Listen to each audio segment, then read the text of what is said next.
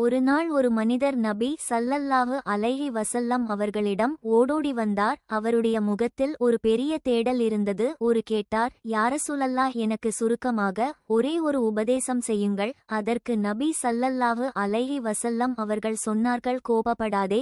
அவருக்கு ஒரே ஆச்சரியம், இவ்வளவுதானா, தொழுகை நோன்பு தர்மம் என்று பெரிய உபதேசம் ஏதாவது சொல்வார்கள் என்று நினைத்தேன் என்று யோசித்தார். அதனால் அவர் திரும்பவும் கேட்டார், வேறு ஏதாவது உபதேசம் செய்யுங்கள்.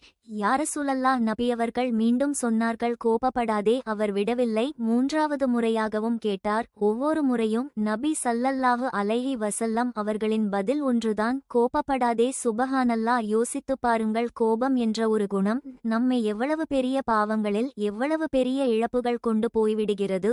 உறவுகளை முறித்து கோபம் தவறான வார்த்தைகளை பேச வைப்பது. கோபம் நம்முடைய நன்மைகளை அழித்து விடுவது. கோபம் சைத்தானின் மிகப்பெரிய ஆயுதம். கோபத்தை விட்டுவிட்டால் வாழ்க்கையில் வென்று விடலாம்.